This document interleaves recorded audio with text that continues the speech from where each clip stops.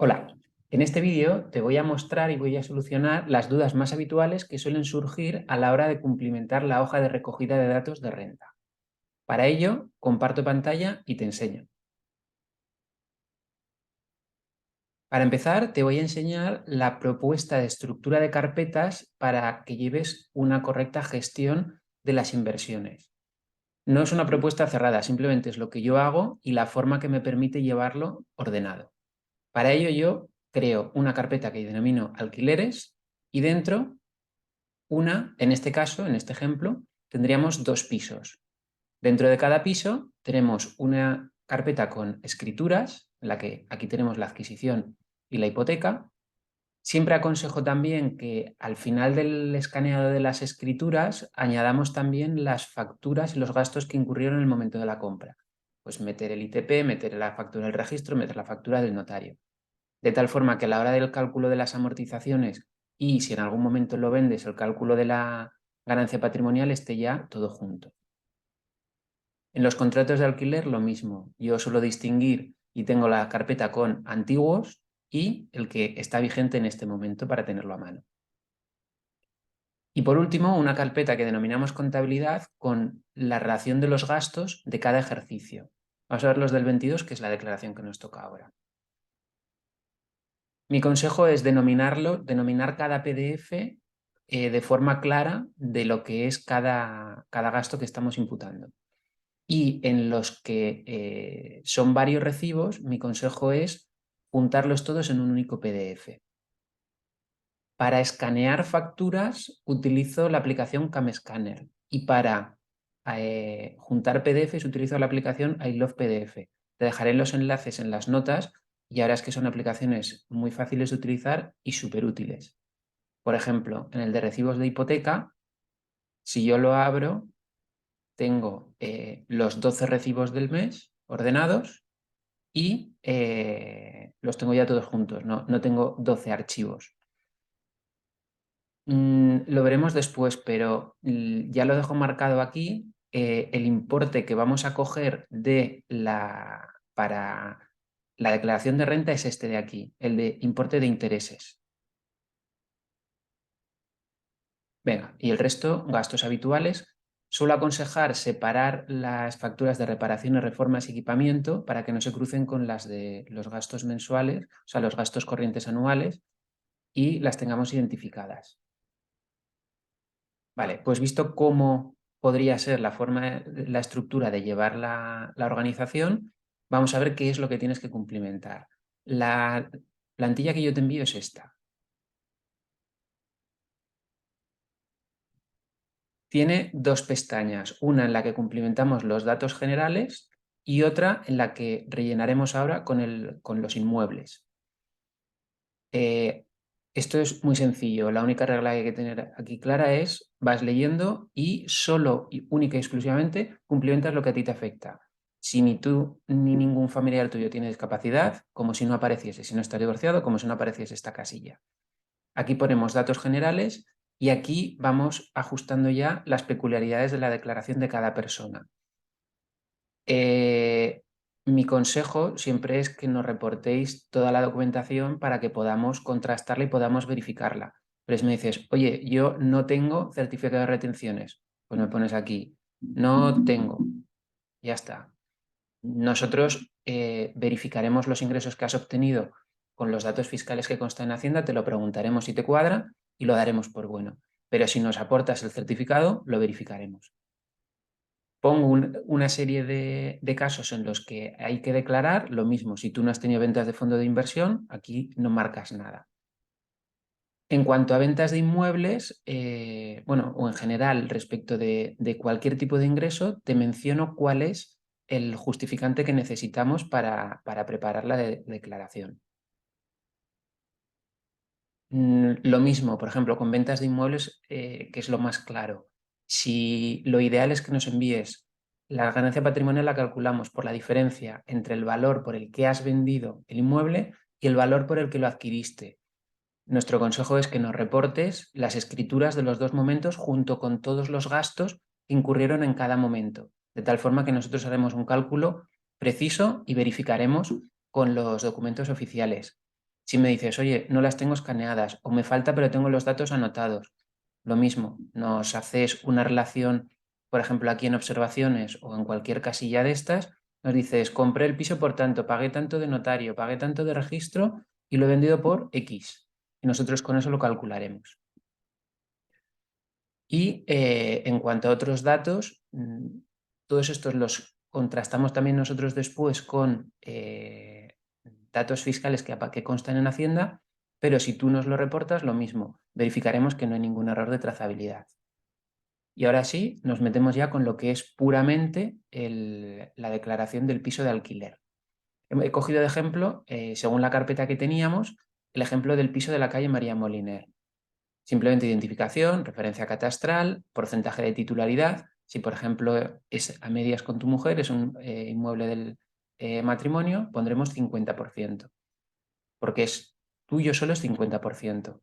Y aquí ponemos los datos de los ingresos, duración, si te fijas en la carpeta, yo ya tenía un contrato en el que decía que el contrato actual, María Moliner, venía del 15 de mayo hasta ahora, por tanto, en esta declaración es el que estamos declarando. Y, perdona, este es el del 15 de mayo y el que terminaba el 30 de abril lo tendremos en Antiguos. ¿Vale? Aquí.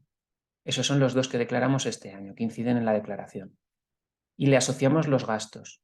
Hemos supuesto en este ejemplo que era un alquiler de 600, como viene de el 1 de enero del 22 hasta el 30 del 4, 600 por 4.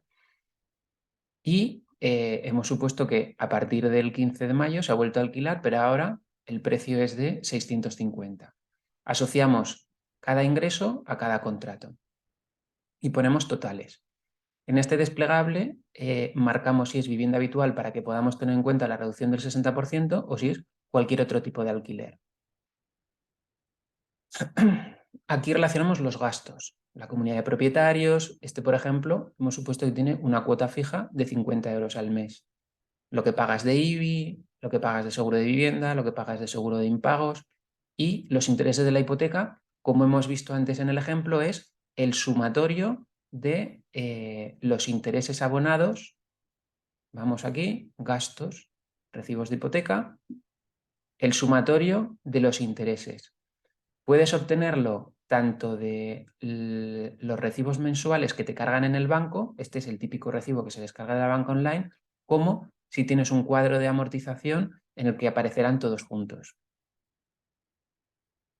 Si hubiera aquí alguna otra factura, técnico que te ha hecho un certificado de eficiencia energética o, por ejemplo, los que alquilan turístico, los que tienen facturas de plataformas, cualquier tipo de gasto que tú tengas controlado que está directamente relacionado con el inmueble y con la generación de los ingresos de alquiler, nos lo indicas que será deducible.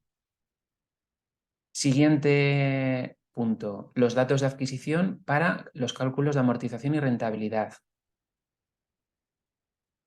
Los obtendremos de las escrituras que hemos visto antes.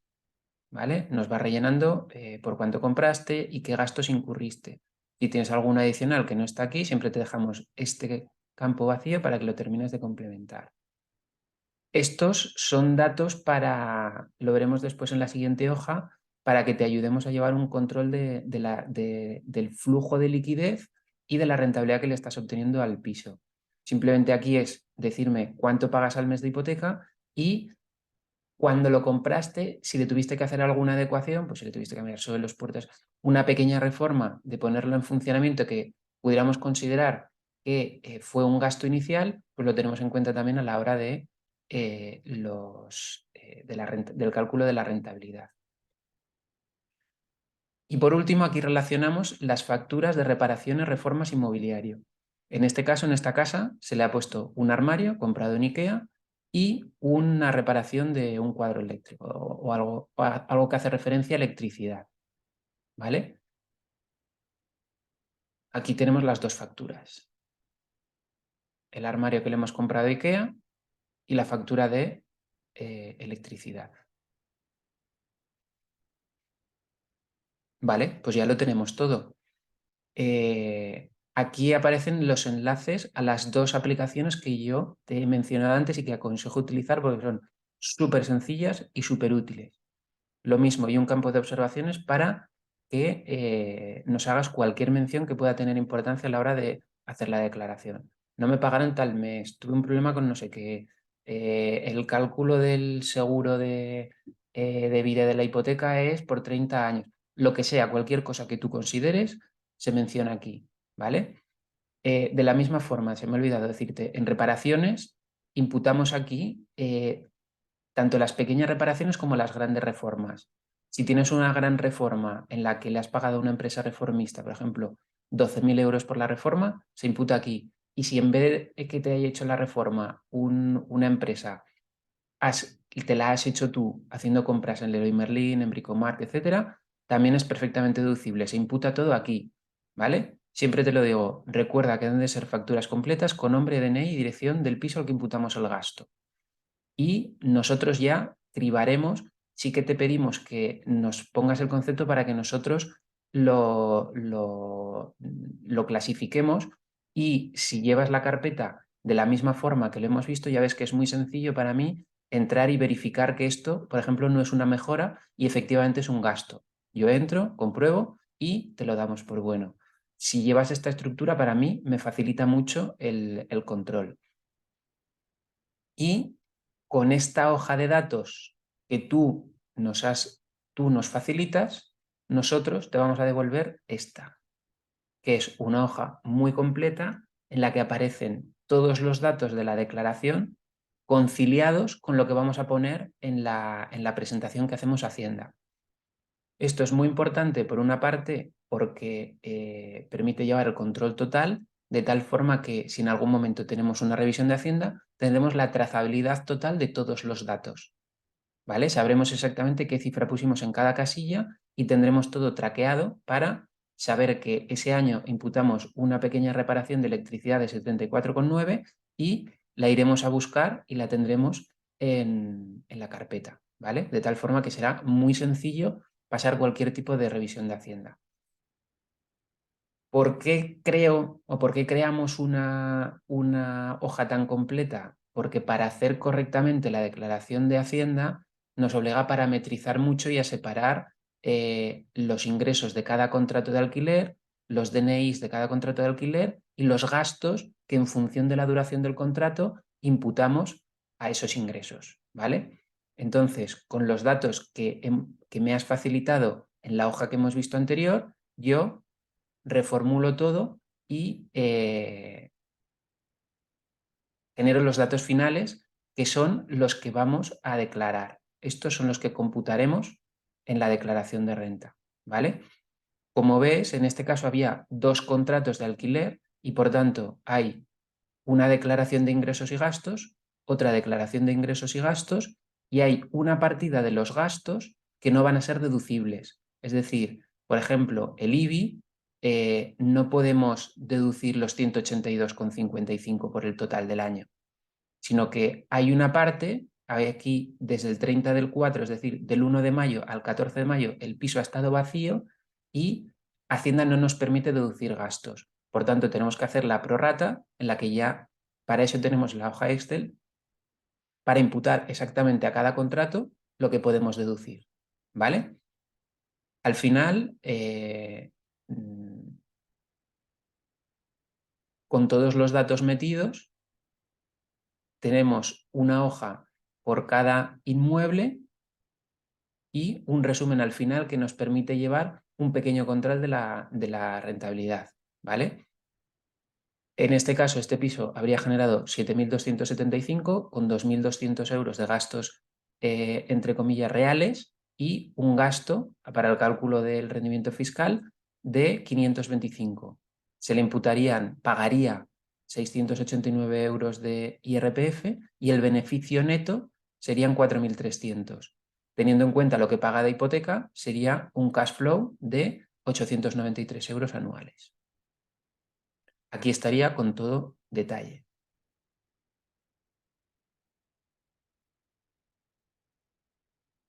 Vale, me he dejado aquí de ver la parte de la amortización, que es con la que calculamos la amortización del inmueble, el sumatorio de todos los gastos, el 3% lo metemos como amortización. Y en cuanto al mobiliario, si te acuerdas, teníamos una factura de IKEA que imputamos aquí, 387 euros. Siempre estas facturas, tanto las de reparación y conservación como las de mobiliario, las imputamos por el total factura IVA incluido. ¿Por qué tiene importancia llevar este registro de cuadros de amortización? Porque lo que hacemos aquí es que estos 387 euros no los imputamos por el total, sino que los vamos a imputar durante 10 años, a razón de 38,70. Y en este caso, por ejemplo, en el 2020 ya imputamos 1.200 de amortizaciones por compras, o sea, ya imputamos 1.200 euros de compras que hicimos en ese momento y que se iban a amortizar durante los siguientes 10 años. Entonces, es importante llevar hojas de control de estas características para, como tienen incidencia durante 10 años continuados, poder arrastrar los saldos correctamente. Vale, pues la última cosa que me he dejado y está todo visto. En la hoja de renta, esta es la que hemos visto que tienes que cumplimentar tú. Tienes que duplicar esta hoja por tantos inmuebles tengas. En este caso hemos visto el del ejemplo. Si tuvieras otro más, simplemente mover o crear copia, creas una copia y automáticamente se te ha duplicado y en esta metes los datos del siguiente piso y creas tantas copias de tantas hojas como pisos en alquiler tengas. Vale, para terminar, si tú llevas un control, por ejemplo, con una hoja de gastos, una tabla de gastos dinámicos como esta, también nos es perfectamente válido, ¿vale? Si tú llevas, porque tienes más volumen, una hoja de tablas dinámicas, por ejemplo, esta es la de libertad inmobiliaria, es perfectamente válido. Nos lo puedes reportar así y nosotros te la aceptaremos y te la convertiremos de la misma forma en la hoja de control que te he mostrado antes. ¿Vale? Pues con esto he visto todo. No obstante, si tienes cualquier duda, nos puedes poner un correo electrónico y lo solucionamos.